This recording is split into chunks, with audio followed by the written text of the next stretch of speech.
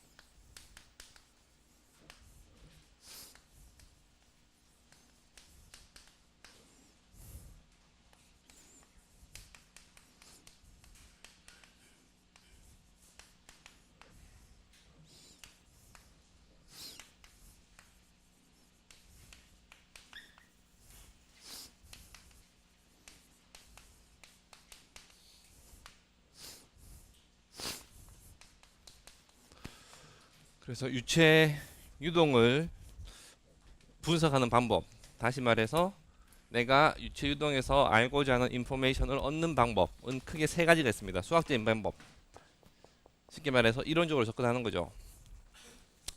그 다음에 실험을 통해서 내가 알아내는 방법, 내가 원하는 유동이 있으면 그 유동을 실제로 만들어서 지난 시간에 이야기했던 여러 가지 계측 장비를 이용해서 압력이나 속도를 잴 수 있겠죠. 그거 말고 이론적으로 접근한다는 1번 얘기는 뭐냐면은, 진짜 종이하고 연필을 가지고 내가 유동을 지배하는 지배 방정식을 세우고 그거를 수학적으로 풀어서 해를 얻는다라고 하면은, 뉴메리컬 시뮬레이션은 이론적으로는, 해석적으로는 내가 해를 못 구하지만은 수치적인 방법을 써서 내가 해를 구하겠다, 방법에서 차이 나는 거죠. 그것을 뉴메리컬 시뮬레이션이라고 하고, 그런 뉴메리컬 시뮬레이션 유체 유동에 적용한 것을 컴퓨테이셔널 플루이드 다이나믹스 CFD라고 합니다. 이론적으로, 수학적으로 우리가 접근하는 방법은 가장 확실한 해를 얻을 수 있겠지만은, 문제는 그 해가 구해지는 경우의 수가 극히 드뭅니다. 그리고 내가 유체 유동에 대해서 지혜 방정식을 세워서 그것을 풀 수 있는 경우는 사실은 교과서에 다 나와요. 나중에 여러분 우리 그 파란 교과서에 보면은 나와 있는 거 있죠. 그거 외에는 없어요. 나머지는 못 푼다는 거예요. 지혜 방정식은 만들 수 있는데 지혜 방정식을 풀 수 있는 방법을 아직 사람이 모른다는 거예요. 너무 어렵기 때문에. 대부분의 경우가 넌리니어 이퀘이션이라서, 넌리니어 이퀘이션 같은 경우는 대부분 못 풀죠. 넌리니어 미분 방정식입니다. 그것도 그 편미분 방정식이에요. 그래서 대부분의 비용 못 풉니다. 그래서 우리가 풀 수 있는 경우는 아주 한정되어 있기 때문에 이것에 의존할 수는 없고 실험을 하겠다. 일반적으로 돈이 많이 듭니다. 그래서 자동차 하나 개발하는데 뭐 비행기 항공기 하나 개발하는데 엄청난 돈이 들죠. 그래서 그런 비용을 줄이기 위해서 실제 항공기 갖고 실험을 하지 않고 실제 자동차 갖고 실험을 하지 않고 일단 모형을 만들어서 여러 가지 경우의 수를 갖고 실험을 해보고 그 중에 가장 확실하다 싶은 거 하나를 다시 이제 실제하고 똑같이 만들어서 테스트를 해봅니다. 근데 그렇게 해서 결과가 잘 나오면 괜찮겠지만은 또 안 나오면은 또 엄청난 비용을 들여서 해야 되겠죠. 그래서 실험은 내가 원하는 인포메이션을 아주 잘 줄 수 있음에도 불구하고 비용이 많이 들기 때문에 어렵다. 그래서 그로 인해서 우리가 모델을 많이 써야 된다. 실제 유동 대상 갖고 실험을 하는 것보다는 실험실이라고 하는 건 한정된 공간이니까 그 안에서 모델을 써서 많이 한다. 그런 단점이 있습니다. 뉴메리컬 시뮬레이션 같은 경우는 여러분 수치 해석을 배워서 알겠지만은 거기에 내재된 여러 가지 가정들이 있죠. 그리고 거기에 내재된 여러 가지 수치 해석적 에러가 있죠. 수치 해석적 에러라고 하는 것은 수치 해석 기법에서 나올 수밖에 없는 에러고, 그거 외에도 수치 해석을 할 때 내가 풀고자 하는 이퀘이션이 있죠. 그죠? 어떤 미분 방정식이 있다. 그러면 그 미분 방정식이 세워지기까지 과정에서 거기에 투입된 가정이 있죠. 근데 그 가정이 항상 맞는 건 아니죠. 그래서 어떤 근사치를 갖고 얘기하는 것 때문에 얘도 항상 그 결과에 대해서 검증이 필요합니다. 여러분들이 뭐 플루언트나 엔시스 이런 거 써갖고 어떤 결과를 내죠. 그런 거 냈을 때 대부분의 경우는 그 결과를 그냥 맹신하는 경우가 있는데, 여러분들이 하는 거에 100번 했으면 99번은 그 값이 틀렸다는 것을 명심을 하고 항상 하세요. 여러분들 뿐만 아니고 누가 하더라도 마찬가지예요. 거기에는 분명히 문제가 있습니다. 그래서 항상 수치 해석을 하고 나면 검증을 해야 됩니다. 어떻게 검증하느냐? 과거에 실험 데이터가 있으면 실험 데이터하고 비교해서 내가 지금 사용했던 이 수치 해석 방법이 이 문제에 적합한 방법인지, 내가 사용했던 여러분들의 수치 해석을 지금 보니까 그 델타 t, 델타 x, 델타 y라고 하는 그런 이 수치 해석 단위를 쪼개죠. 그죠? 시간을 쪼개고 그다음 공간을 쪼갭니다. 그런 걸 그리드라고 얘기하는데, 그리드를 충분히 잘게 쪼개놨는지 이런 것들에 대해서 검증을 해야 되는데, 그것 또한 비용이 많이 들고 항상 실험을 통해서 증명을 해야 되기 때문에 얘도 역시 실험에 의존하는 경향이 있습니다. 어쨌거나 이렇게 세 가지 유체 유동을 해석하는 방법이 있는데, 우리가 7장에서 배우는 것은 이 실험하고 관계된 거예요. 그래서 실제의 유동 형상을 가지고 실험을 할 수 있는 케이스는 극히 드물고, 대부분의 경우는 모델을 갖고 실험을 하게 되는데, 그럼 모델을 갖고 실험을 하셨을 때 실제와는 조금은 다르겠죠. 그 다른 것이 무엇이 다른지, 그 다음에 다르지 않게 하고 싶으면은 뭘 어떻게 해야지, 모델을 어떤 식으로 구성을 해야지 실제하고 가장 유사하게 아니면 실제하고 똑같게 그 결과가 나올 수 있는지, 그걸 공부하는 것이 7장이에요.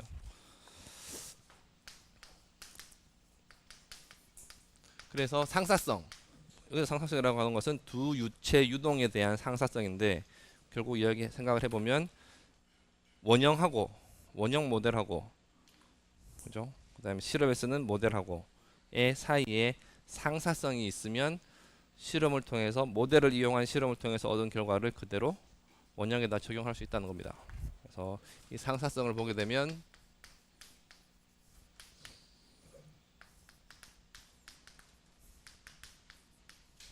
크게 세 가지가 있는데, 첫 번째가 기하학적 상사입니다. 원형이 있고 모델이 있으면 원형하고 모델 사이에는 형상적으로 동의를 해야 되겠죠. 내가 항공기를 하나를 새로 만들고자 하는데 실험한다고 항공기가 아니고 장소형 갖다 놓고 실험하면은 말이 안 되죠. 그죠? 그래서 기하학적으로 상사해야 된다는 거예요.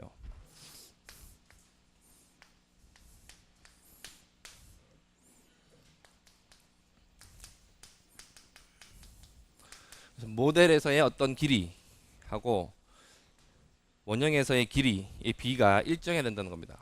모델에서의 가로, 원형에서의 가로의 비가 10이라고 하면은 모델에서의 세로, 원형에서의 세로의 길이의 비도 10이어야 된다는 거예요. 그죠?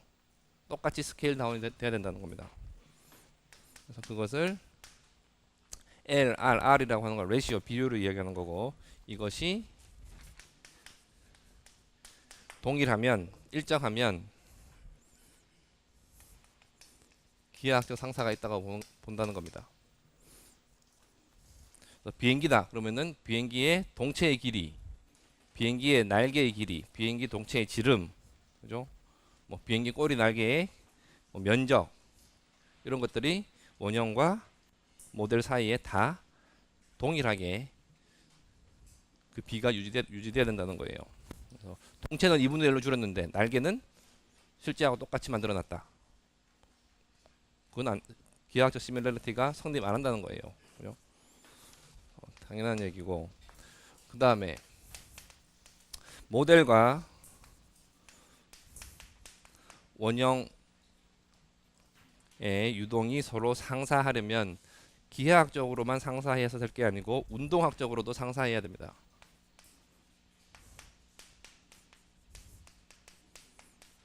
모델은 잘 만들어 놨습니다. 기하학적 상사를 이용해서 정확하게 뭐 10분의 1 스케일로, 100분의 1 스케일로 잘 만들어 놨는데, 운동학적으로 상사하지 않으면 그 유동은 상사한 유동이 아니에요. 운동학적으로 상사하다는 얘기는 뭐냐면은 속도의 비가 모델과 프로토타입 사이에서 일정해야 된다는 겁니다. 비행기를 예로 들었으니까 비행기 오른쪽 날개를 지나는 바람의 속도는 10분의 1로 줄었는데, 그죠? 비행기 동체를 지나는 바람의 속도는 예를 들어서 뭐 100분의 1로 줄었더라. 어떤 이유에 의해서. 그러면 그 두 유동은 상사한 유동이 아니라는 거예요. 그래서 모델에서의 속도와 프로토타입에서의 속도의 비가 일정해야 된다. 근데 속도란 걸 생각을 해보면 어떻게 돼요? 속도라고 하는 것은 주어진 시간 동안에 유체 입자가 움직인 거리죠. 그래서 움직인 거리는 모델의 길이를 생각을 해보게 되면 어떤 특정한 시간 동안 움직인 거리입니다. 그래서 이렇게도 생각해 볼 수 있어요. 그래서 TM이라고 하는 것은, 여기 T라고 하는 건 시간을 이야기하는 거예요. 그리고 이 두 가지 사실로부터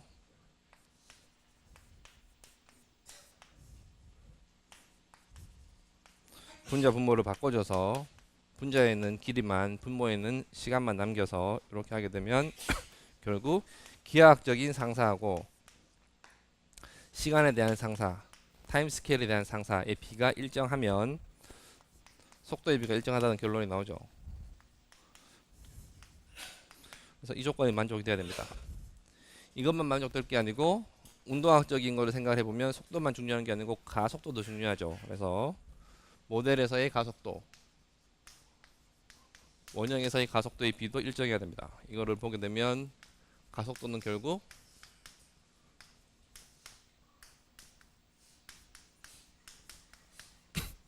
주어진 시간 동안의 속도의 변화니까 이런 단위를 가질 거예요.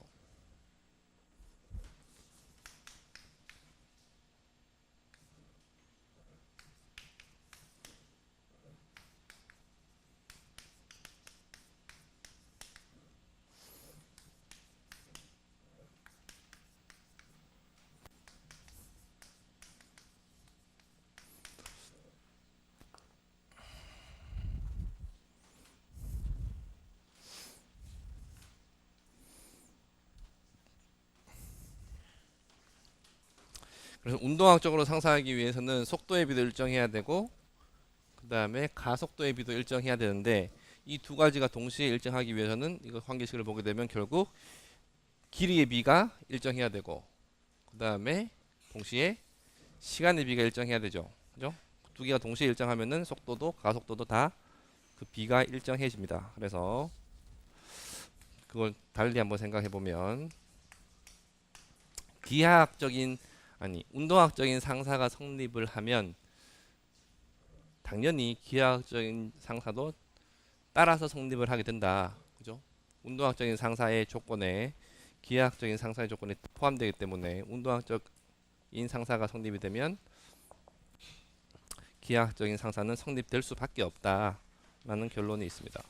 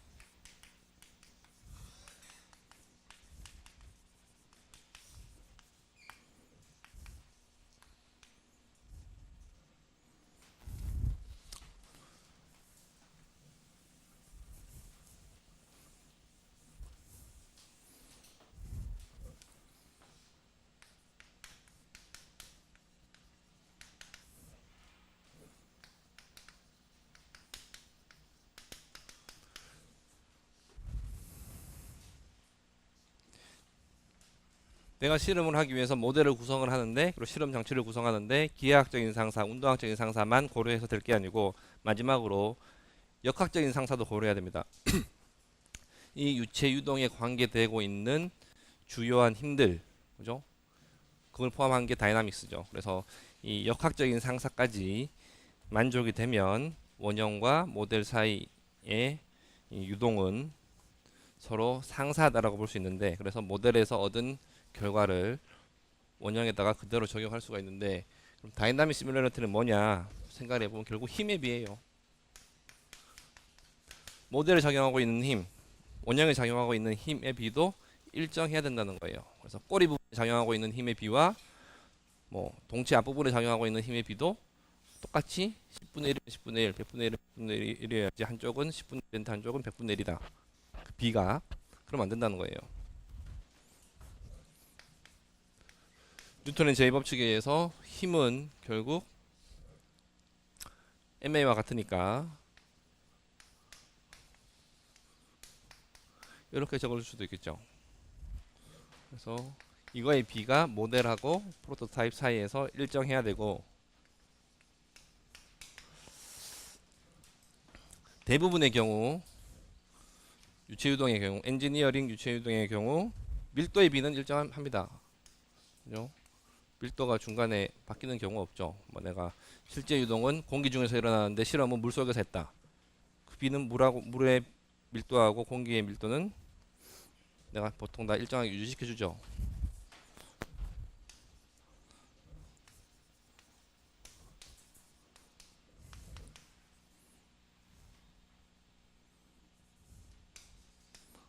그래서 일반적으로 밀도의 비나 질량의 비는 모델과 프로토타입 사이에서 일정하기 때문에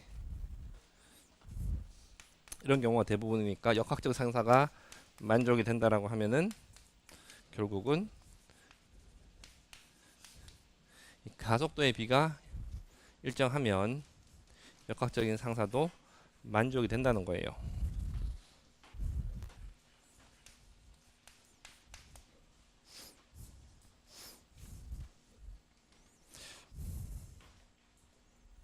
그래서 어떤 유동이 두 유동이 있는데 두 유동 사이에 역학적인 상사가 성립한다라는 얘기는 결국 운동학적인 상사도 성립한다는 얘기고, 그 얘기는 결국 기하학적인 상사도 성립한다는 겁니다. 그래서 항상 여러분들이 어떤 유동장에 대해서 실험을 하고자 할 때, 실험을 구성했었을 때 역학적인 상사가 성립을 하는지를 항상 염두에 둬야 된다는 거예요. 내가 어떤 실제로 궁금해하는 유동장이 있는데 그 유동장에 대해서 그대로 실험을 못하고 어떤 모델을 써서 만들고자 했었을 때, 알아보고자 했었을 때, 그때 그 모델과 원형 사이에 이 역학적인 관계가, 역학적인 상사 관계가 성립하는지를 살펴보고, 이게 성립을 한다고 하면은 여러분들의 얻은 실험 결과에, 여러분들이 얻은 실험 결과를 그대로 원래의 유동장에다가 적용할 수 있다는 겁니다.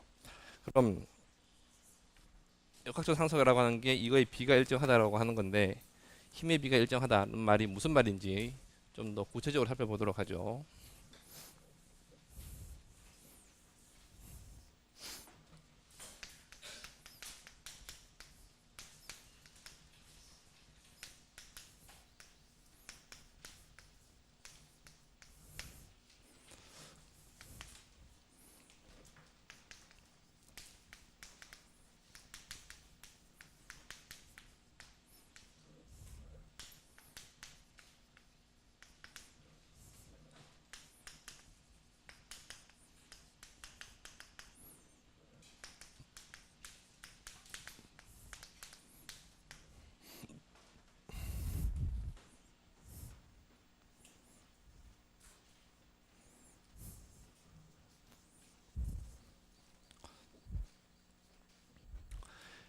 역학적인 상사가 성립한다. 다시 말해서 힘의 비가 일정하다 라고 했을 때 그 힘의 비는 차원이 없죠.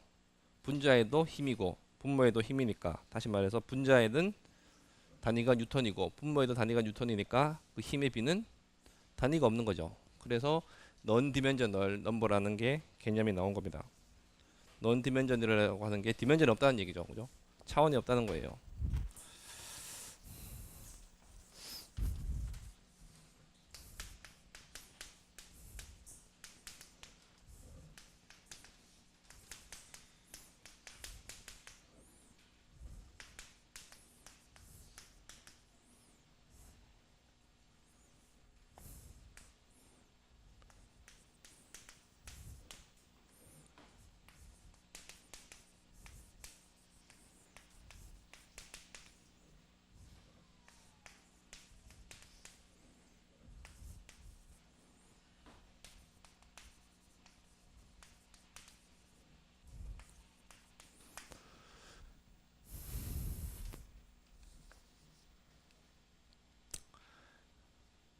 역학적인 상사는 역학적인 상사가 있다 없다를 힘의 비로서 우리가 평가를 하는데, 판단을 하는데, 그 힘의 비는 디멘전리스다, 무차원이라는 거예요.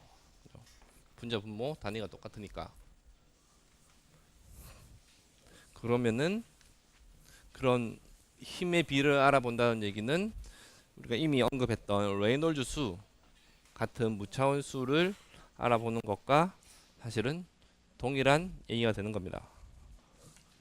뉴턴의 제2법칙을 보게 되면 힘이라고 하는 것은, 힘의 합력은 어떤 질량체 m의 가속도 운동을 일으키게 하는 거니까, 어떤 질량체 m의 운동량을 변화시키는 거니까, 힘을 한번 생각해 보면 힘에는 수많은 힘이 있죠. 유체 유동과 관계되는 힘은 수많은 힘이 있는데, 그 중에 중요한 게 그래비티 폴스 FG, 바디 폴스 있고, 그다음 서피스 폴스로 마찰력이 있죠.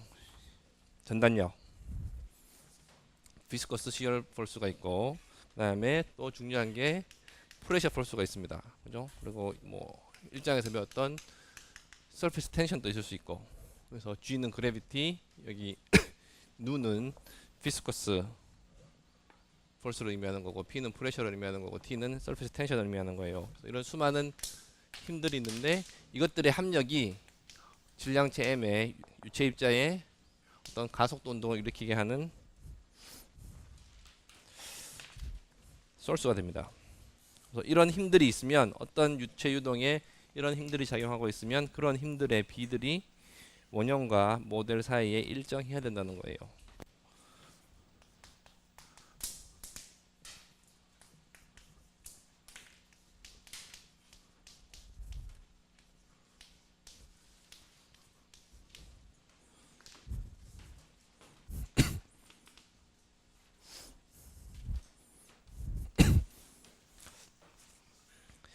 이 비오는 날, 습한 날, 분필이 잘 부러집니다. 이거 왜 잘 부러지는지 여러분들이 재료역학을 제대로 배웠으면은 설명할 수 있을 거예요. 설명해 볼 사람. 공학을 배운다, 기계공학을 안다는 거는 이런 게 있었을 때 여러분들이 배운 지식으로 이거를 설명할 수 있는 능력이 있느냐는 거지, 문제를 냈는데 문제를 풀어갖고 답을 맞출 수 있느냐, 그게 능력이 아니라는 거예요. 실생활에서 일어나는 것들에 대해서 여러분들 배운 지식을 적용할 수 있느냐, 그거를 기계공학을 전공한 사람들뿐만이 아니고 일반인한테 쉽게 설명할 수 있느냐가 기계공학을 내가 제대로 이해하고 있다, 못한다는 거의 판단 기준입니다. 그래서 분필이 왜 시판날 잘 부러지는지 한번 생각 좀 해보세요.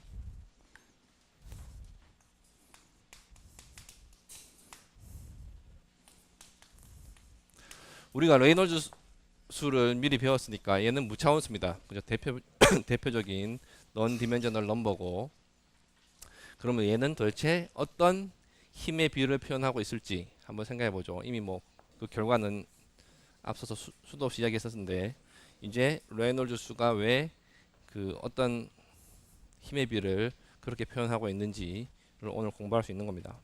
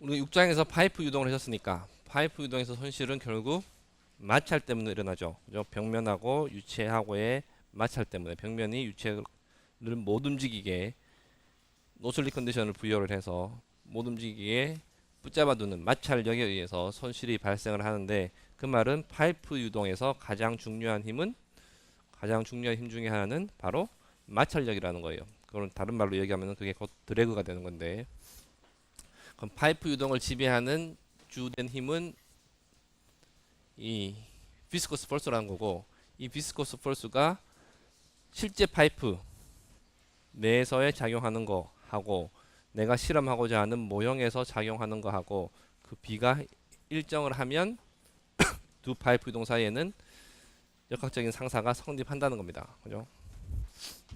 그래서 비스코스 폴스를 이렇게 표현하고, 이게 모델에서의 비스코스 폴스, 아니면 프로토타입에서 P라고 하는 것은 프로토타입이에요. 그걸로 인한 관성력, MA는 관성력이죠. 그걸로 인한 관성력의 변화와 똑같은 비스코스 폴스인데 모델에서의 비스코스 폴스와 모델에서의 관성력의 변화는 서로 상사해야 된다는 겁니다. 그래서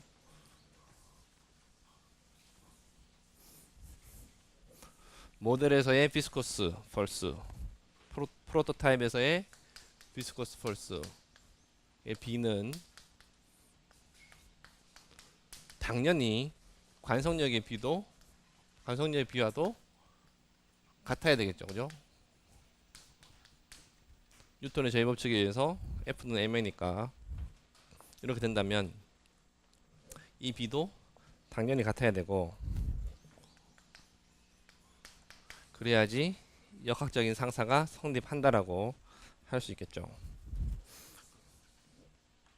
그런데 이거를 분자 분모를 바꿔서 이렇게 적어줘도 성립을 해야 됩니다. 결국 역학적인 상사가 성립한다는 얘기는 다시 이야기하면은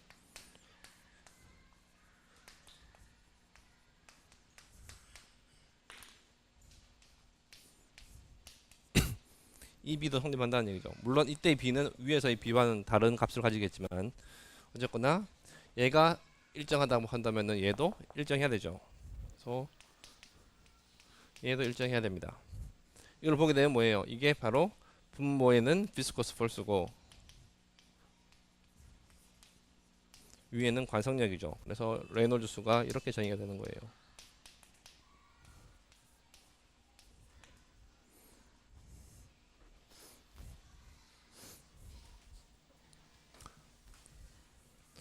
그래서 유체 유동에서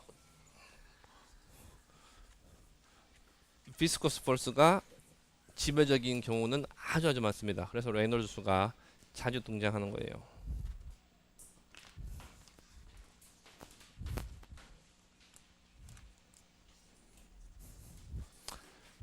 그래서 레이놀드 수의 정의를 보게 되면 레이놀드 수는 점성력과 간성력이 B로 주어진다라고 했는데 왜 이렇게 주어지는지는 일단은 설명이 된 거고, 그러면은 얘가 예전에 보게 되면 뭐 분모에는 점성계수, 분자에는 밀도, 속도, 뭐 그다음 특성끼리 들어갔죠. 왜 그렇게 정의되는지 한번 보도록 하죠. 그러기 위해서는 디멘저널 어널리시스라는 걸 좀 해줘야 돼요.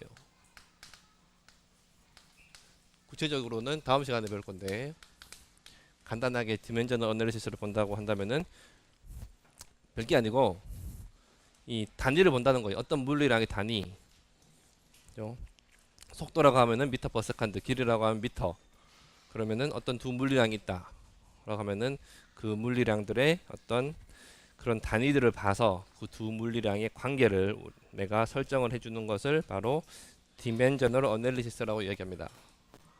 예를 들어서 어떤 L이라고 하는 물리량이 있는데 얘는 어떤 유동장의 길이를 대표합니다.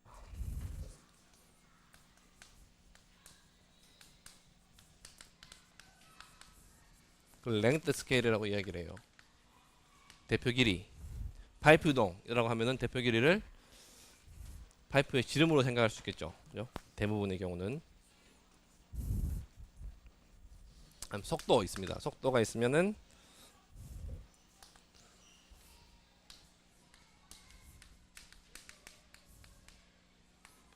어떤 파이프 유동의 속도, 대표 속도를 V라고 한다면은 그때는 V는 뭐 파이프 유동에서 평균 속도일 수도 있고 최대 속도일 수도 있겠죠. 그래서 그때는 그때마다 그 특성을 가장 잘 나타내는 어떤 물리량을 성정을 해주면 되는데, 어쨌거나 L을 대표 길이, V를 대표 속도라고 한다라고 한다면은 이것으로부터 이 유동장을 지배하는 대표 시간을 내가 알아낼 수 있습니다. 어떻게 알아낼 수 있어요? 대표 시간을 내가 T라고 한다면은 T는 어떻게 설정할 수 있어요? 길이 알고 대표 길이 알고 대표 속도 알면은 대표 시간은 어떻게 하면 될 것 같아요? 이 대표 길이를 대표 속도로 가는데 걸리는 시간으로 생각하면 되죠. 그죠? 그래서 L은 단위가 미터고 얘는 미터 퍼 세컨드니까, 그죠? V를 L을 V로 나눠주게 되면 단위가 미터가 되는 거죠. 아니면 단위가 세크가 되는 거죠. 그죠? 시간이 되는 겁니다. 그래서 이 유동의 대표 시간은 V분의 L로 우리가 설정해 줄 수 있다는 거예요. 단위만 보고. 실제 시간이 그렇다는 게 아니고 그 단위가 그렇다는 거예요.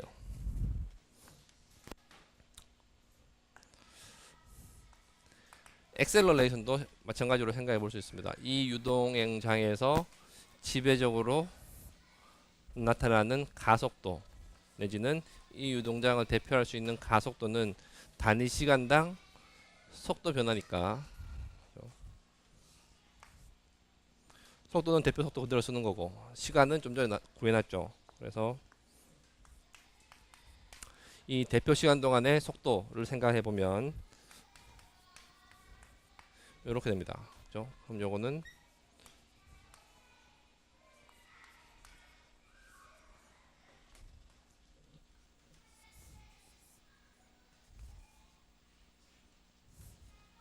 이렇게 나옵니다.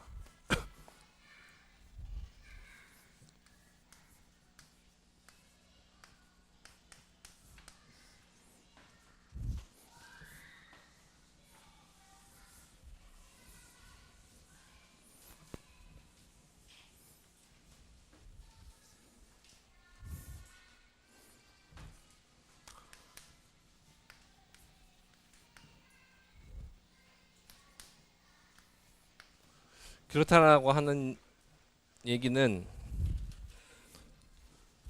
관성력을 생각을 해보면 관성력에 대한 디멘저널 어널리시스를 해보면 질량은 밀도에다가 길이의 대표 길이의 삼성을 하게 되면 질량과 디멘전이 같아지는 거죠. 값이 같아지는 게 아니에요. 디멘전 어널리시스는 값을 이야기하는 게 아니고 단위를 이야기하는 거예요. 그래서 단위가 같아집니다. 그죠? 유체의 밀도에다가 그 유동장을 대표하는 길이의 삼성을 하게 되면 단위가 같아지죠.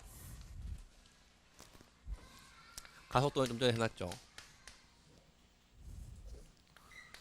그래서 관성력에 대한 디멘저널 어널리시스를 해보면 결과가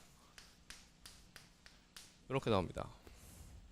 밀도 곱하기 대표 길이 제곱 대표 속도 제곱. 점성력에 대해서 디멘저널 어널리시스를 해보면 점성력은 결국 시어 스트레스에다가 면적을 곱해주면 그죠? 그게 점성력이 되는 거니까 시어 스트레스는 잘 알죠? 뉴턴의 점성 법칙에 의해서 점성 계수 곱하기 속도 구배인데 속도 구배는 분모의 길이 분자의 속도가 들어가죠. du dy가 되는 거니까. 그래서 대표 속도하고 대표 길이의 차원을 가지니까 이렇게 될 거예요. 면적은 길이의 제곱이죠. 그죠? 그래서 점성력에 대한 디멘저널 어널리시스를 해보면 점성 계수 곱하기 길이 곱하기 그 다음에 속도가 됩니다. 그래서 여기 보인 것처럼 관성력과 점성력의 B는 어떻게 주어지냐 하면은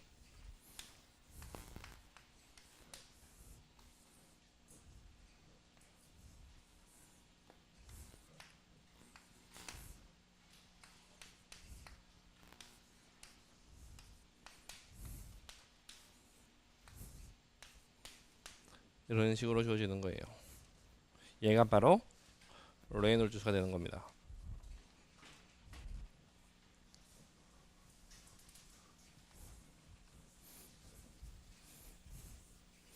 그래서 밀도를 분모로 하고 내려오게 되면 이때는 누분의 VA를 이렇게 되죠. 그래서 얘를 우리가 레이놀즈 수라고 명령을 했던 겁니다. 레이놀즈 수가 크면 점성력이 작은 유동이고 레이놀즈 수가 작으면 점성력이 큰 유동이다 라고 했었죠. 그래서 비스커스 플로우다, 인비시드 플로우다 판단하는 기준이 바로 이 레이놀즈 수라는 거예요.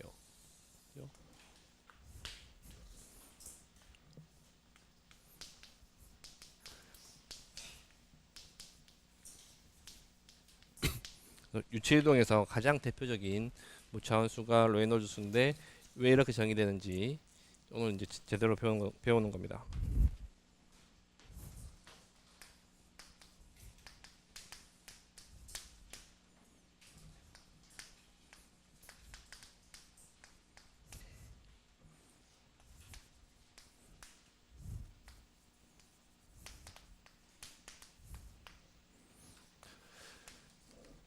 그래서 레놀드 수의 정의는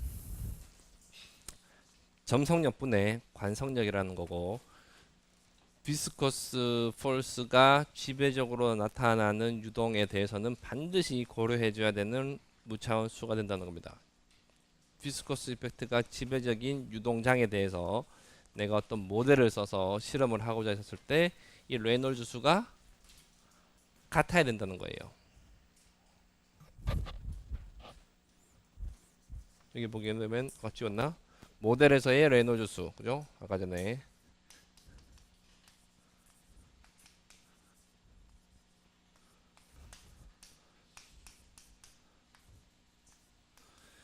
프로토타입에서의 레놀드 수가 같아야지, 이 두 비가 같아야지 역학적 상사가 성립한다 그랬죠, 그죠? 그러니까 레놀드 수가 모델에서 같아야 되고, 모델에서의 레놀드 수와 프로토타입에서의 레놀드 수가 서로 같아야 된다는 겁니다. 그래서 내가 실험 장치를 꾸미는데 비행기에 대해서 실험 장치를 한다. 근데 비행기를 알아봤더니, 비행기에 대해서 레놀드 수를 알아봤더니 100만이 나오더라. 어떤 식으로든 실험할 때도 레놀드 수가 100만이 되도록 실험 장치를 꾸며야 된다는 거예요. 그렇지 않으면 역학적 상자가 성립 안 합니다. 아무리 똑같이 1000분의 1로 정밀하게 스케일 다운을 해서 비행기 모형을 만들고, 아무리 내가 좋은 실험 장치를 갖고 운동학적 상사가 성립하도록 한다 해도 이 역학적 상사가 안 맞으면, 즉 레놀드 수가 두 유동 사이에 안 맞으면은 그 결과는 100% 신뢰할 수 없다는 거예요.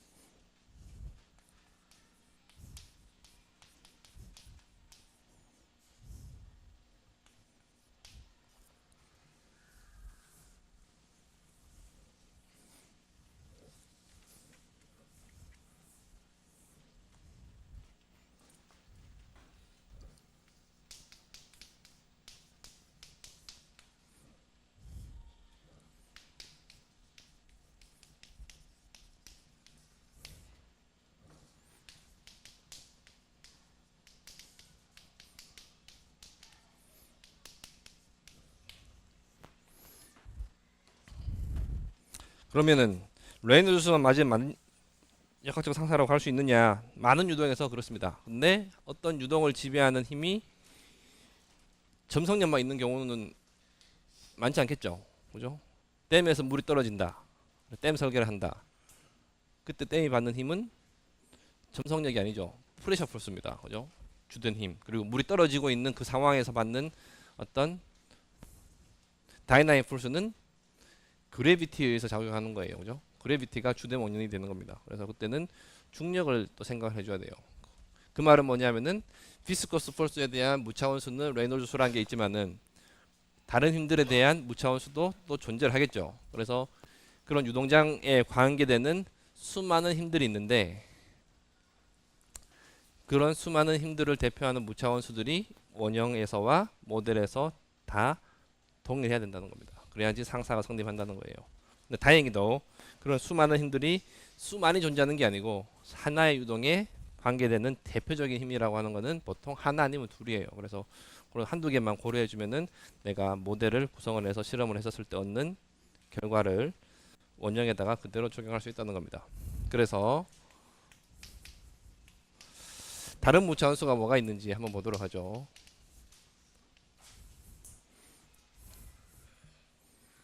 그 전에 질문이 있으면 질문하세요.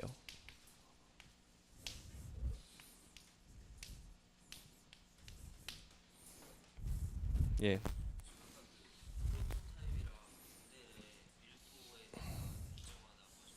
예. 어떻게 일로 일정해? 일로 일정하다는 얘기는 같은 유동을 같은 유출을 쓴다는 건데. 그죠? 내가 공기로 비행기는 공기 비행기는 공기 중에서 움직이는데, 그럼 공기의 밀도가 정해져 있죠. 비행기 앞에 밀도하고 비행기 뒤에 밀도가 다르지 않겠죠. 근데 그거를 설계를 하기 위해서 내가 물속에서 어떤 비행기 모양을 만들어서 실험을 했다.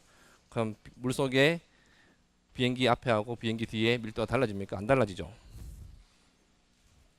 그러면은 비행기 실제 원형에서의 앞부분에서의 공기와 물의 밀도의 비와 원형에서의 꼬리 부분, 모델에서의 꼬리 부분 밀도의 비가 안 달라지겠죠.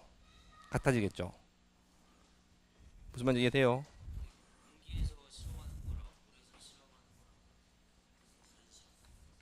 다른 실험이냐고? 지금까지 설명한 게 뭐예요? 레놀드수가 맞으면은 같은 실험을 한 거예요. 역학적인 상사가 성립하기 때문에. 그죠?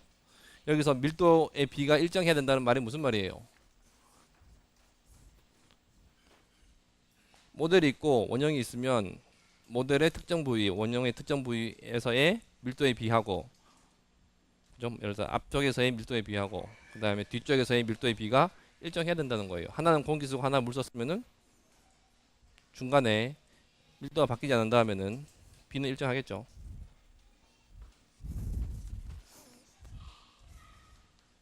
네.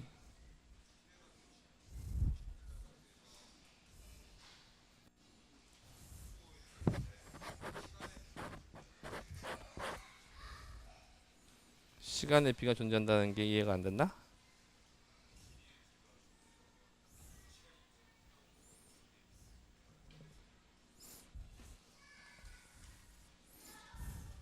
여기 비행기 날개가 있는데 유체입자가 일로 와서 여기서부터 시작해서 여기까지 가는데 걸리는 시간이 있겠죠.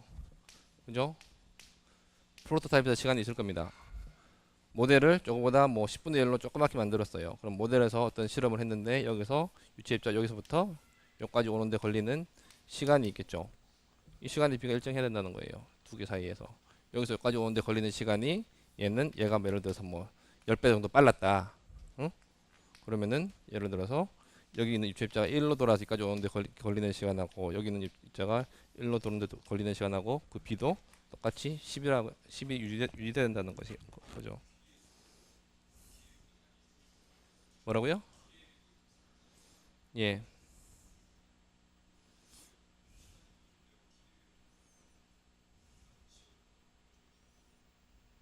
지워진다는 게 무슨 말이에요?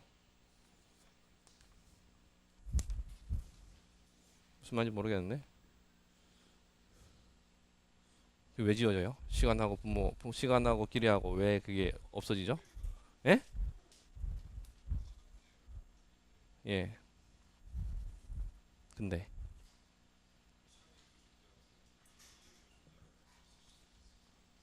시간의 비가 존재한다고 그러지 않았죠. 시간의 비는 시간 타임 스케일은 어떻게 된다 그랬어요? 이렇게 이거라고 그랬죠. 이거 위해서 결정되는 거예요. 이 두 가지가 정해지면 시간의 비는 결정되는 거죠. 이해 안 돼요? 생각해 보세요. 그래서 다른 무차원수를 보도록 하죠. 간단하게 결과만 이야기하겠습니다. 오일러 넘버라고 하는 게 있습니다. 오일러 넘버는 뭐냐 하면은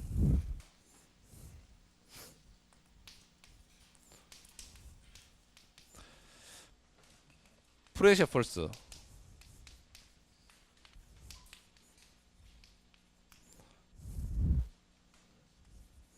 좀 더 정확하게 프레셔 그레디언트가 유체 유동에 미치는 영향이 클 때 반드시 고려해 줘야 되는 무차원수입니다.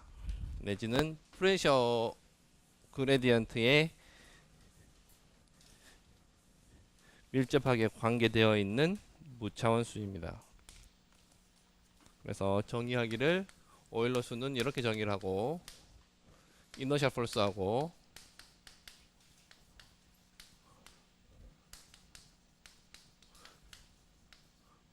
프레셔 폴스의 비로 주어집니다. 아까하고 마찬가지로 디멘저널 어널리시스 통해서 이거를 한번 계산을 해보면 이렇게 정의됩니다. 오일러가 정의하기를 이렇게 정의했는데 후세 사람들이 이걸 조금 더 발전을 시켜서 프레셔 코에피션트라고 하는 새로운 무차원수를 만들어냈어요. 얘는 뭐냐면은 분모에다가 이렇게 하지 말고 다이나믹 프레셔라고 하는 개념이 있으니까 분모에 2분의 1을 곱해서 다이나믹 프레셔로 만들고 위에는 스태틱 프레셔도 하자라고 정의한 게 프레셔 코에피션트입니다. 결국 같은 거죠. 2분의 1만 차이 나요.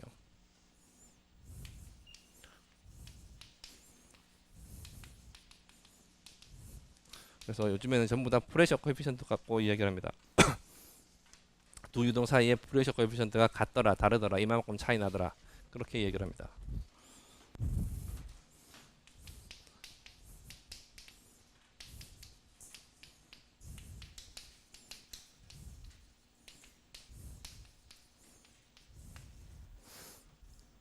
그래서 압력의 차이가 존재하는 유동 같은 경우는 이 오일러수 내지는 프레셔 코에피션트가 동일합니다.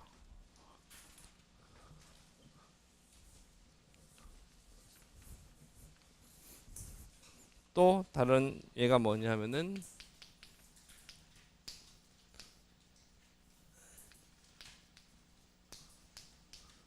프라우드 넘버라는 게 있어요. 프라우드 넘버를 보게 되면 이거는 그래비티가 중요한 유동에 적용됩니다.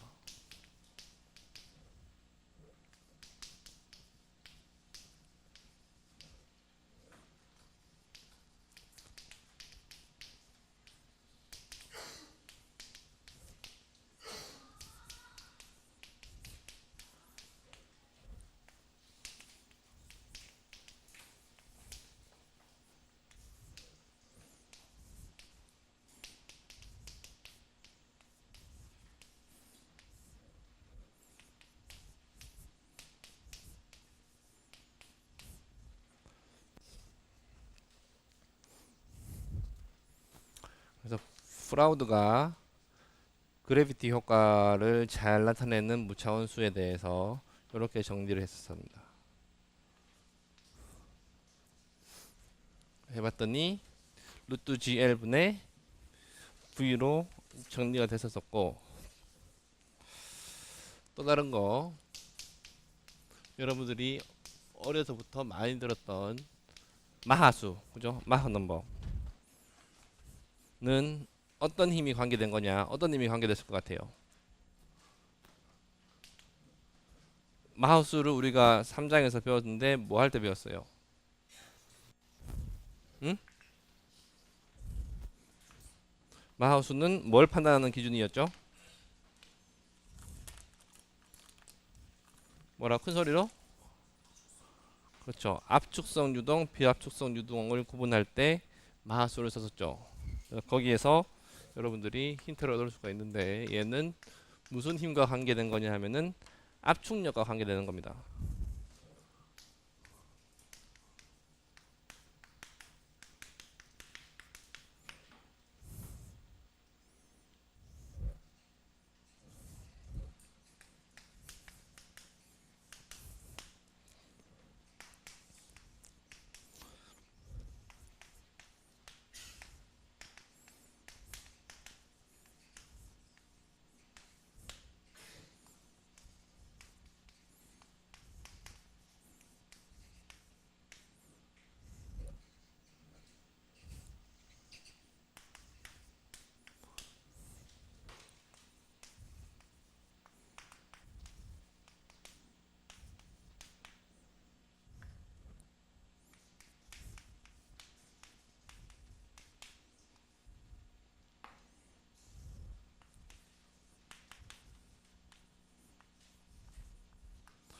그래서 마하수는 컴프레션 폴스 분의 이너셜 폴스에다가 루트 씌운 거. 루트 씌운 이유는 제곱 있으니까 그냥 제곱을 날리기 위해서 루트를 씌운 거예요. 그래서 해보면 음속분의 대표 속도로 나옵니다. 그래서 음속분의 대표 속도니까 컴프레션 폴스가 크다는 얘기는 유체가 압수성 유동할 수 있다는 얘기죠. 그죠? 아니구나. 컴프레션 폴스하고 이너셜 폴스의 비인데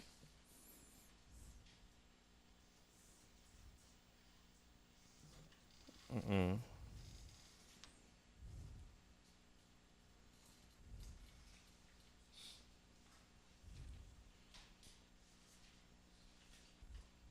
이거 한번 나중에 여러분 직접 한번 체크해 보세요. 이 분자 분모 바뀌었을 수도 있어요.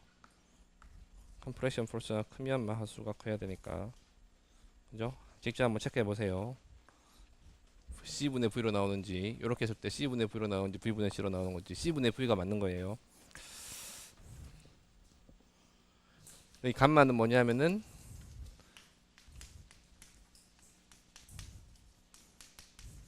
스페시픽 힐 레시오, 정접 비열, 정압 비열의 B고, R은 가스 컨스탄트죠.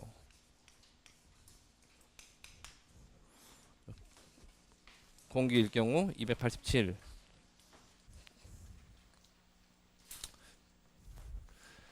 그래서 마하수는 컴프레션 포스하고 이너셜 포스의 B로 주어지는데, 컴프레션 포스가 크다는 얘기는 그만큼 압축이 잘 될 수 있다는 얘기죠. 그래서 컴프레션 포스가 크면은 이 압축성 유동이다라고 볼 수 있는 거예요.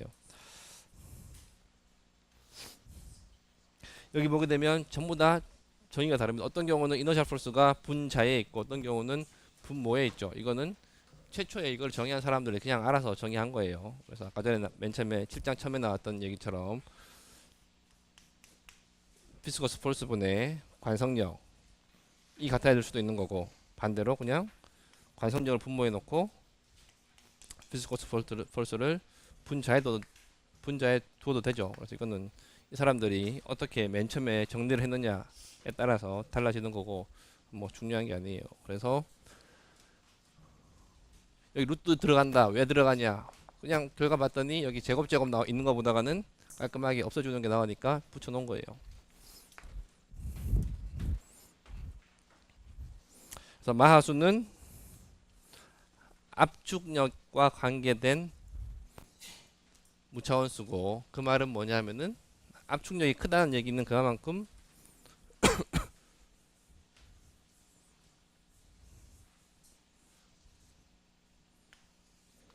속도가 빠르다라는 얘기죠. 그죠? 빨리 움직이다 보면 압축력이 세질 수밖에 없죠.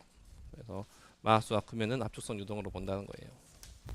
또 다른 거 마지막으로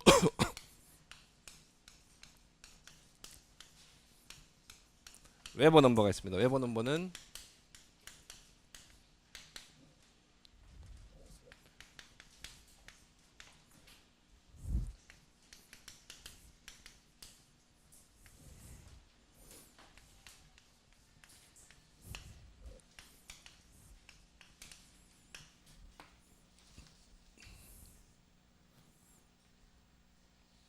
서피스 텐션이 주요한 유동에 관계된 무차원 수가 되는 겁니다.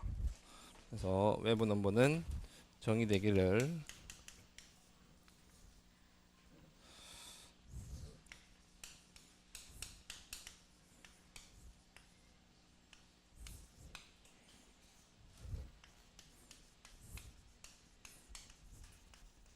서피스 텐션 분의 이너셜 폴스로 이렇게 정의가 되고, 서피스 텐션 코에피션트와 밀도, 속도의 제곱, 그 다음에 특성 길이의 B로 정의됩니다.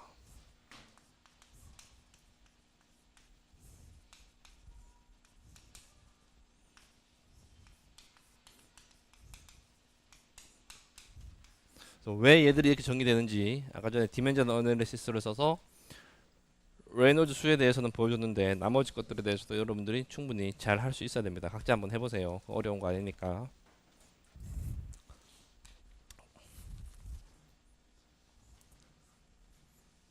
그래서 이것뿐만이 아니고 뭐 수도 없이 많이 있습니다. 찾아보면은 뭐 끝도 없이 있습니다. 그래서 유체역학에서뿐만이 아니고 다른 역학에서도 무차원수의 개념이 있죠. 그래서 보게 되면 무차원수는 엄청나게 많은데 자주 등장하는 것 몇 개만 적어 놓은 거예요. 이 많은 것들이 다 그러면은 모든 유동에 대해서 내가 실험을 할 때, 모델을 써서 실험을 할 때 다 성립을 해야 되느냐? 다 성립해야 되죠. 그죠? 근데 그렇게 하면 너무 실험이 복잡해지고 너무 고려해야 될 게 많죠. 그런 조건은 다 맞춰서 실험 장치를 꾸민다는 것은 거의 불가능에 가깝죠. 그러나 다행히도 대부분의 유동은 이런 무차원수들이 다 관계하는 게 아니고 보통 한 개 아니면 두 개 정도 관계합니다. 왜냐하면은 어떤 유동을 지배하는 힘이라고 하는 것은 결국 하나 아니면 두 개이기 때문에. 그래서 그 유동에서 가장 지배적으로 나타나는 그 유동을 지배하는 힘이 뭔지를 알아서 그 힘과 관계된 무차원 수만 프로토타입과 모형에서 같게 만들어 주면 내가 실험을 제대로 하고 있다는 겁니다.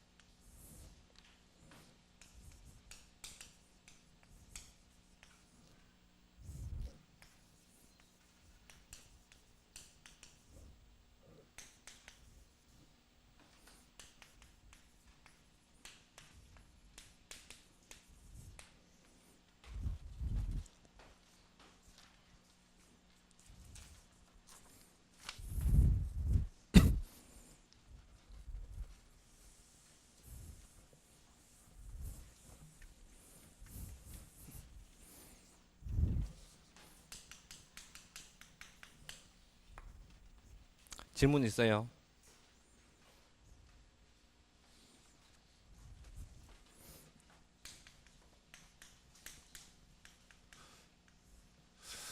예를 한번 보도록 하죠. 7장은 워낙 뭐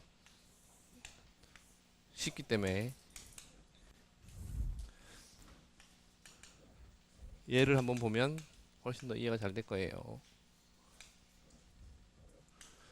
키네매틱 비스코시티가 1.39 곱하기 10의 마이너스 5승 미터 제곱 퍼 세컨드로 주어져 있고 유체의 그 다음에 이때 비중은 0.85 그 다음에 이때 평균 속도가 이 관을 통과하는 유체의 평균 속도가 2.8m 퍼 세컨드로 주어져 있습니다. 이 파이프의 다이아미터는 0.75m입니다. 이거를 내가 설계를 해야 되는데 이런 유동, 이런 조건을 만족시키는 파이프 시스템에 대해서 내가 여러 가지 궁금한 게 있어서 실험을 하고자 하는데 이거를 그대로 실험 못 한다는 거예요. 어떤 이유에서. 그래서 나한테 주어진 조건에 의하면은 모델을 써서 실험하라고 했는데 파이프 지름은 모델에서의 파이프 지름은 실험실 공간이 협소해서 예를 들어서 아니면 실험 장치의 제한 조건에 의해서 10분의 1로 줄었습니다. 파이프 지름이 10분의 1로 줄었고 그 다음에 똑같은 유체를 구하기가 어려워서 예를 들어서 비스코시티가 키네매틱 비스코시티가 1.14 곱하기 10의 마이너스 6승으로 주어지는 그런 유체를 사용하기로 되어 있습니다.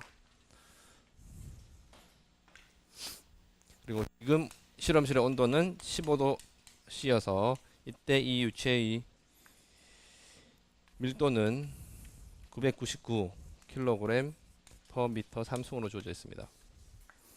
뭔줄 알겠죠 이거? 물이죠 물. 이건 오일이고 오일 갖고 실험하기 어려우니까 오일 파이프를 원유를 수송하는 파이프 시스템을 설계를 하는데 그 원유 갖고 실험할 수가 없으니까 물 갖고 실험을 하는 대신에 파이프의 지름은 10분의 1로 줄은 거예요. 그래서 이거 갖고 실험을 했었을 때 어떤 결과가 나오겠죠. 그 결과를 이 실제 원유 파이프 시스템에 어떻게 적용하는지, 적용하는 게 맞는지를 우리가 공부를 하는 거예요. 일단 두 실험이 서로 상사해야지 그 결과를 써먹을 수 있다고 그랬으니까 그 실험이 상사하게끔 만들기 위해서는 이건 파이프 유동이니까 당연히 비스코스 폴스가 지배적으로 나타날 것이고 그죠? 그래서 레놀드 수가 맞아야 됩니다.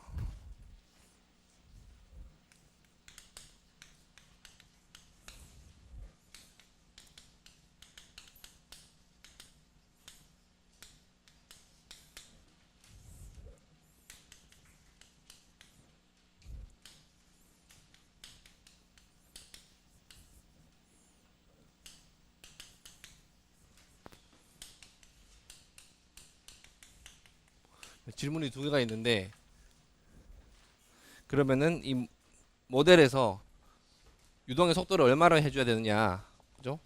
똑같이 여기 2.8m/s로 하면 되느냐? 파이프 지름도 바뀌었고 유체도 바뀌었는데 이 두 유동이 상사하기 위해서는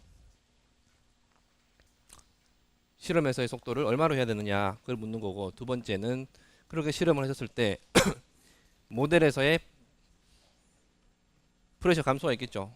손실이 있으니까 여기 마찰에 의해서 파이프 내에 관내 손실이 있으니까 그 관내 손실을 보충해 줄 만한 그런 압력을 걸어 줄 텐데, 그 압력을 걸어 주고 나면은 그거에 대한 압력 차이를 내가 측정할 수가 있죠. 그 측정했는 거를 이 프로토타입에다 그대로 쓸 수 있느냐. 그래서 실제 파이프에서는 100m당 프레셔 드랍이 얼마가 될지 예측하라는 거예요. 손실에 따른 압력 감소가 얼마나 될지 예측해 보라는 거예요.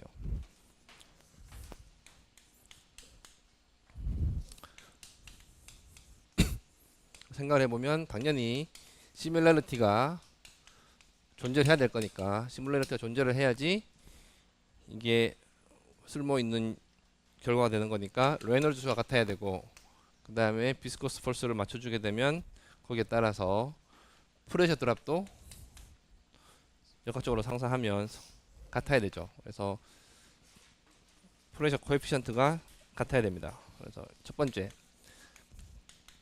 프로토타입에서의 레놀드 수 체크해보면 되죠. 다 이미 주어진 값들이니까. 그래서 프로토타입에서의 레놀드 수는 속도는 2.8m/s로 주어져 있고, 그죠? 그 다음에 대표 길이는 이 경우는 길이가 아니고 이 유동을 대표하는 것은 다이아미터죠. 그죠? 다이아미터가 크면 비스코스 폴스가 어떻게 될 것이고, 작으면 어떻게 될 것이고. 그래서 비스코스 폴스에 관계되는 것은 이 경우는 지금 지름이에요. 그래서 지름 0.75m. 그 다음에 점선 계수는 키네매틱 동점선 계수는 이렇게 주어져 있습니다. 그래서 다 디멘전 없어지죠. 없어지고 남는 게 1.506 10에 5승 이렇게 나옵니다. 15만 정도 이렇게 나오죠. 그럼 실험에서도 유체 다른 거, 파이프 지름 다르지만은 레놀드 수를 15만으로 맞춰주게 되면 그때 얻을 수 있는 결과는 그대로 원형에다가 적용할 수 있다는 거예요. 그래서 레놀드 수를 모델에 대해서 생각을 해봤을 때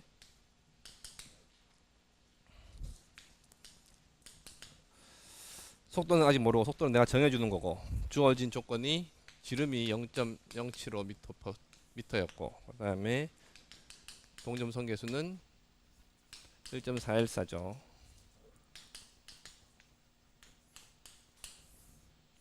이 값이 1.506과 같아야 된다는 거예요. 그래서 레놀드 수가 갖기 위해서는 모델에서 유동 속도를, 평균 속도를 약 2.29 m/s로 맞춰줘야 된다는 겁니다. 이건 내가 정해주는 거니까, 내가 실험 용치를 정해서 이 숫자가 나오게끔 해주면 되니까, 그죠? 할 수 있는 거죠. 그렇게 해야지 내가 실험을 제대로 하고 있다는 거예요. 이 유동 속도를 못 맞춰주고 다른 유동 속도로 했다. 그거는 내가 실제 원형에 적용할 수 있는 어떤 인포메이션을 얻는데 실패할 가능성이 크다는 거죠.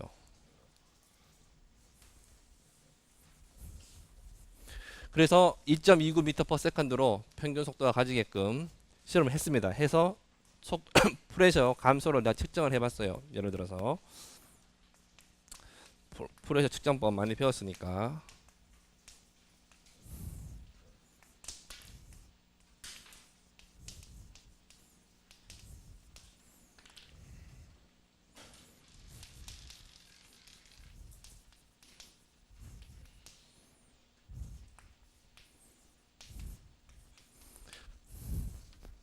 실제 파이프 시스템에서 프레셔 드랍을 알아내기 위해서 프레셔 코에피션트를 이제 확인해 봅니다. 그래서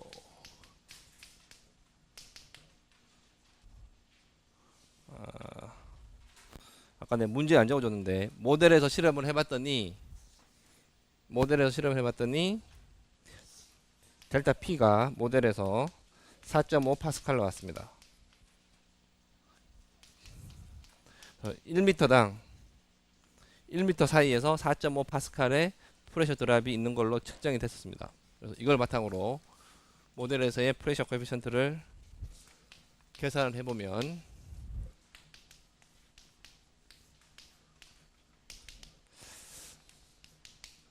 1m에 4.5 파스칼이고, 그 다음에 그때 다이나믹 비스코시티는 속도가 이제 아니까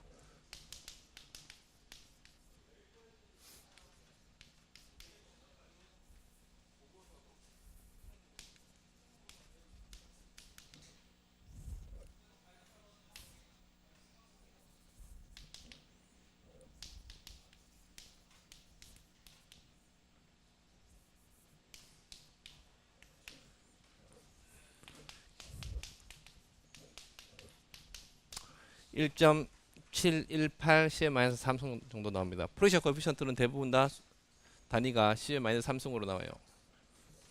이거보다 훨씬 큰 어떤 값이 계산됐다 여러분들이 하면서 대부분의 경우는 여러분들이 계산을 틀렸을 거예요. 프레셔 코에피션트는 보통 그 B가 저런 식으로 나옵니다. 10-3승 정도로. 그래서 두 유동작에 대해서 역학적 상사가 성립하도록 내가 실험을 꾸며놨으니까, 그죠? 프레셔 코에피션트도 둘 사이에 같을 거라는 거예요. 그래서 프로토타입에서의 프레셔 코에피션트는 똑같이 이렇게 주어질 것이고, 그죠?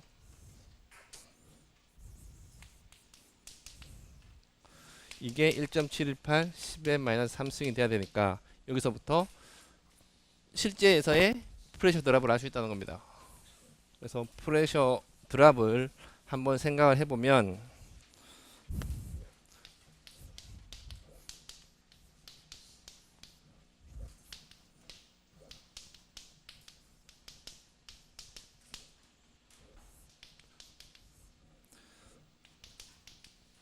비중이 0.85로 주어져 있으니까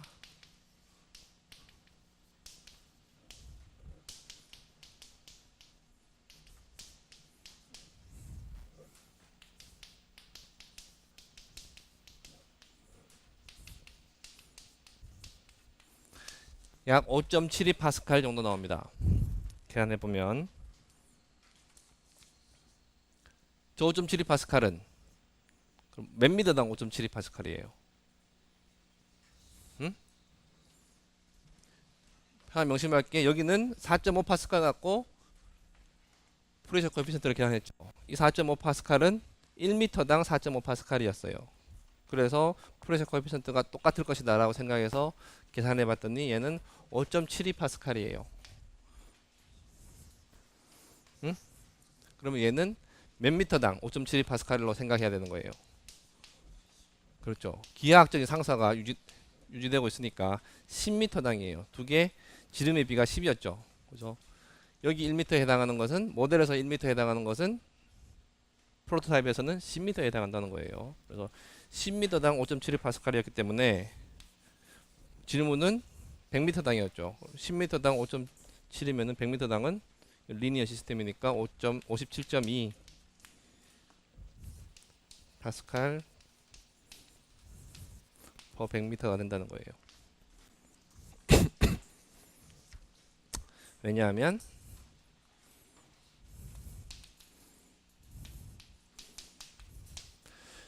기하학적인 시뮬러리티가 10의 비를 가지고 있으니까.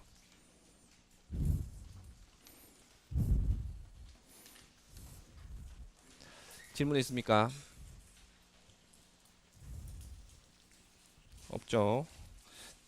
오늘 6장 7장 묶어서 숙제 나갔습니다. 확인해 보시고 마지막 숙제니까 열심히 하기 바랍니다. 다음 시간에 봅시다. 수고했습니다.